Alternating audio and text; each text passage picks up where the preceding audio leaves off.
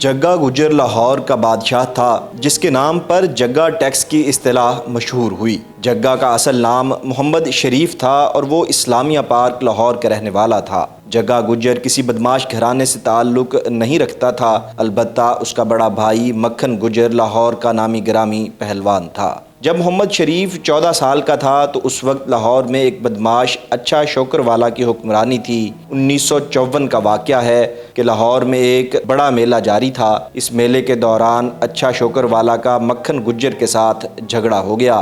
معمولی بات پر ہونے والا یہ جھگڑا مکھن گجر کے قتل کا باعث بن گیا۔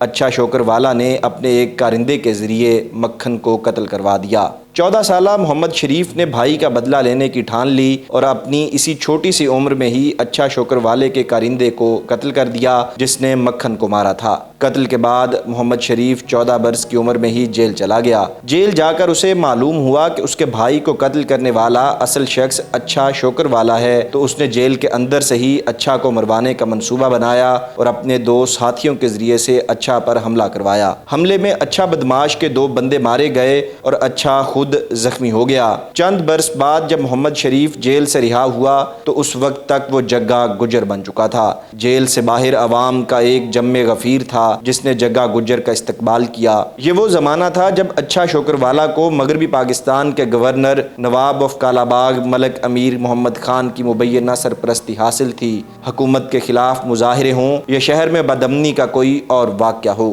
نواب آف کالا باغ کے کہنے پر اچھا شوکر والا حالات کو قابو کرتا تھا۔ جب تک نواب آف کالا باغ ملک امیر محمد خان مغربی پاکستان کے گورنر رہے، کچھ لوگ اچھا شوکر والا کو چھوٹا گورنر بھی کہتے تھے۔ گورنر ہاؤس میں اس کا آنا جانا ایسے تھا جیسے وہ اپنے گھر میں آ جا رہا ہو۔ امیر محمد خان کے زمانے میں اچھا کو حکومت پاکستان کی طرف سے تمغہ شرافت بھی ملا۔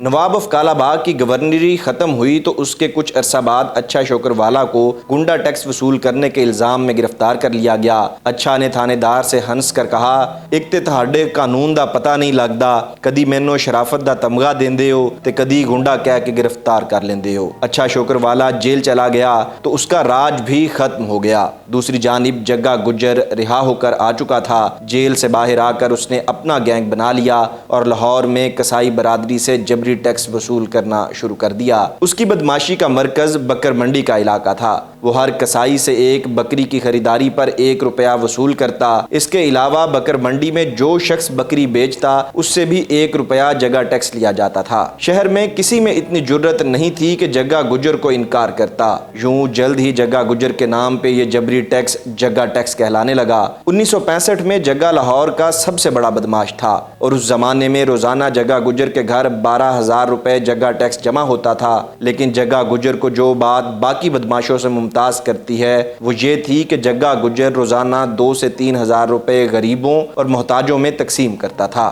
جگا غریب سے کبھی ٹیکس نہیں لیتا تھا، امیروں سے جگا ٹیکس لے کر اس میں غریبوں کا حصہ بھی دیتا تھا۔ جگا گجر کو قسمت نے بڑا عروج دکھایا اور پورے شہر میں اس کے نام کی دھاک تھی۔ لیکن اس کی بدقسمتی اس روز شروع ہوئی جب لاہور کے ڈپٹی کمشنر فتح محمد خان بندیال مزنگ میں ایک فروٹ کی دکان پر موجود تھے کہ اچانک ایک جیپ آ کر رکی، جس میں سے ایک شخص نکلا تو اس کے آگے پیچھے 5-6 افراد بندوقوں کے ساتھ مسلح بھی موجود تھے۔ وہ شخص پھلوں کی دکان کی طرف آیا تو دکاندار نے ڈی سی لاہور بندیال صاحب کو نظر انداز کر کے اس شخص کو سلام کیا۔ اس شخص نے اپنے مخصوص انداز میں ہاتھ لہرا کر جواب دیا۔ پھلوں کی کچھ ٹوکریاں اور شربت کی 3-4 بوتلیں اپنی گاڑی میں رکھوائیں اور پیسے دیے بغیر روانہ ہو گیا۔ بندیال صاحب کے لیے یہ منظر ناقابل یقین تھا۔ انہوں نے دکاندار سے پوچھا کہ یہ شخص کون تھا؟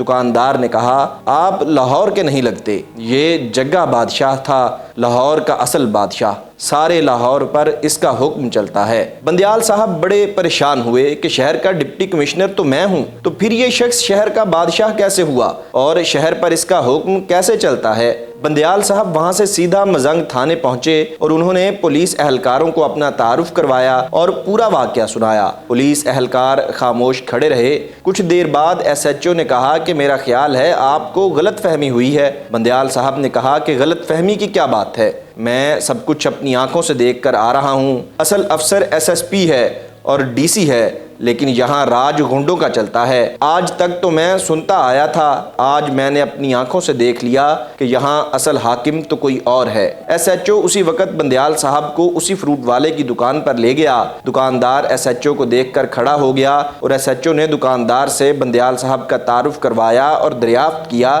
کیا ابھی جگہ نامی کوئی شخص یہاں سے مفت پھل لے کر گیا ہے؟ دکاندار نے کہا، اس نام کا کوئی شخص یہاں نہیں آیا، اور پھر ہم کسی کو مفت پھل کیوں دیں گے؟ بندیال صاحب یہ بات سن کر حیران رہ گئے۔ وہ سمجھ گئے کہ ایس ایچ او اور ان کی موجودگی میں دکاندار حقیقت نہیں بتائے گا۔ ڈی سی صاحب اپنے دفتر گئے اور ایس ایس پی حاجی حبیب الرحمان کو بلایا اور سارا واقعہ سنایا۔ ایس ایس پی نے ان سے کہا، اچھا ہوا آپ نے یہ منظر خود اپنی آنکھوں سے دیکھ لیا۔ ایس ایچ او بھی کہہ رہا ہے کہ آپ کو غلط فہمی ہوئی ہے، اور دکاندار نے بھی یہی کہا ہے کہ وہاں اس نام کا کوئی شخص آیا ہی نہیں۔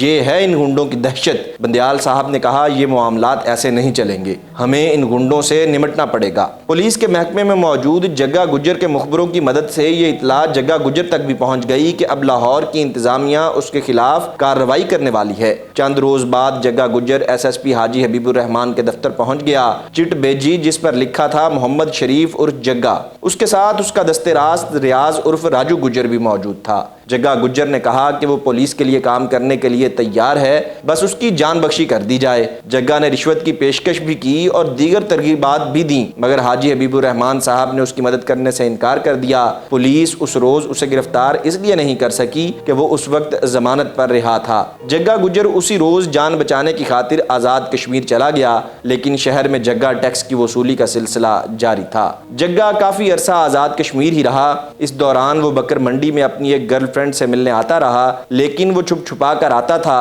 اور اسے گرفتار کرنا ممکن نہیں ہو پا رہا تھا۔ جگہ بغیر کسی کو اطلاع دیے اچانک آتا، پہلے اپنی ماں کو جا کر ملتا، اسے خرچے کے پیسے دیتا اور پھر اپنی گرل فرینڈ سے ملنے جاتا جو بکر منڈی کے علاقے میں رہتی تھی۔ کہتے ہیں جگے کو اس سے سچی محبت تھی اور جگہ اس سے شادی بھی کرنا چاہتا تھا، لیکن جن دنوں وہ شادی کا سوچ رہا تھا انہی دنوں پولیس اس کے پیچھے پڑ گئی اور اسے کشمیر جا کر پناہ لینی پڑی۔ اب وہ صرف ایک رات کے لیے آتا تھا اور اپنی گرل فرینڈ سے مل کر چلا جاتا تھا۔ پولیس کو اتنا معلوم تھا کہ جگہ ہر 1-2 مہینے بعد لاہور آتا جاتا ہے۔ انہیں یہ بھی معلوم تھا کہ کس جگہ آتا ہے، لیکن وہ یہ نہیں جانتے تھے کہ جگہ کس دن آئے گا۔ ایک دن پولیس کو اپنے مخبروں سے یہ اطلاع ملی کہ جگہ اپنی والدہ اور اپنی گرل فرینڈ سے ملنے کے لیے بےتاب ہے اور لاہور آنے کا بہانہ ڈھونڈ رہا ہے۔ حاجی حبیب الرحمان نے جگہ کو لاہور بلانے کے لیے ایک منصوبہ تیار کیا۔ انہوں نے ڈپٹی کمشنر لاہور اور چیئرمین سول ڈیفنس سے بات کی اور کہا کہ بڑے عرصے سے لاہور میں سول ڈیفنس کی بلیک آؤٹ کی مشق نہیں ہوئی ہے۔ چیئرمین سول ڈیفنس نے 2 دن کے لیے یہ مشق کروانے کا اعلان کر دیا۔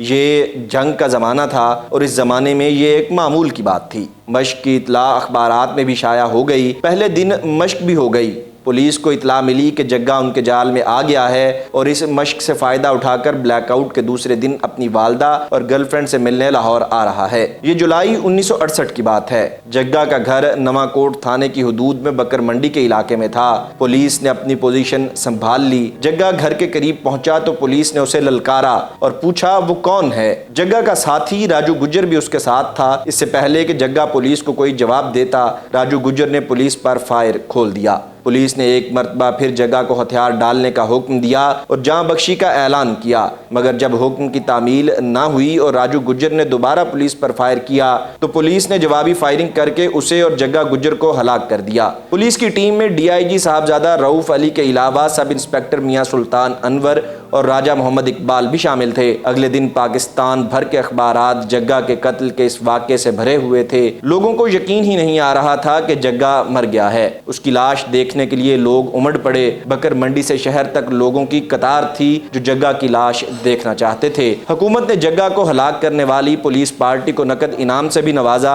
اور انہیں تمغے بھی عطا کیے، مگر لاہور کے عوام کے دلوں سے جگہ گجر اور اس کا لگایا ہوا جگہ ٹیکس مٹایا نہ جا سکا۔ 1980 اور 1990 کی دہائیوں میں لاہور کی فلمی صنعت میں جگہ گجر کے موضوع پر کئی فلمیں بنی، جن میں سے بیشتر میں جگہ کا کردار سلطان راہی نے ادا کیا۔ ان فلموں میں جگہ، وحشی گجر، جگہ گجر، پتر جگے دا اور جگہ ٹیکس کے نام سر فہرست ہیں۔